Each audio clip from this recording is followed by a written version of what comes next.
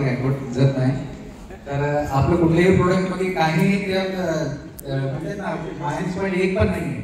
तर ह्याच्यात plus point मी सांगतो आणि एक मायनस पॉईंट सांगतो. माझ्याकडनं एक म्हणजे जे झालं नाही ते काम मी सांगतो.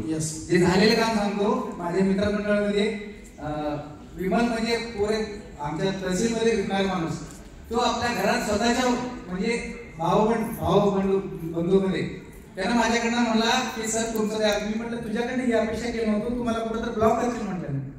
नाही कळलं नाही मला, तू काय विकतोय.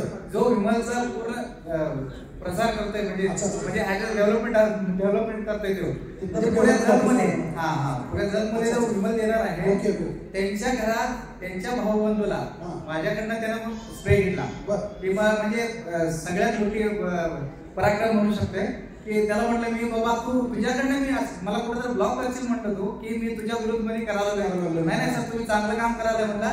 जब तक बिकेगा तो हम देंगे, जब बिकेगा नहीं तो हम देंगे किसी. बरोबर पहिली गोष्ट.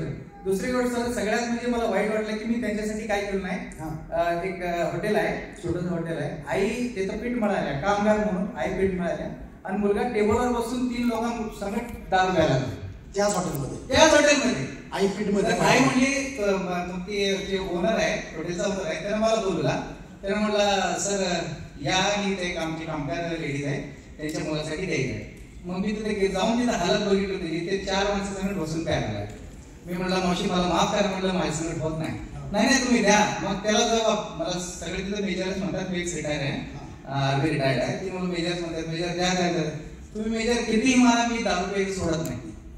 तर त्या माणसाला मला काय करायचं मला कळलं नाही सर. तिथं हात वर केला मी आणि सरळ घरला आलो. मला त्या दिवशी एक दिवस पूर्ण मी जेवण नाही केलं. त्या दिवशी सागर देसाई साहेबांना कॉल करायला पाहिजे. तुझा नंबर तुम्हाला मी दिलाय. हा सर बरोबर आहे. कारण त्यांची कंडिशन तसं नाही ना सर.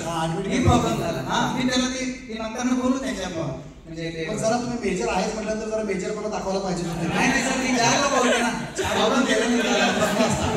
न जेवण्यापेक्षा रात्रभर 2 कानागिरी दिल्या असतात तर ऐकलं असतं ना तुम्ही.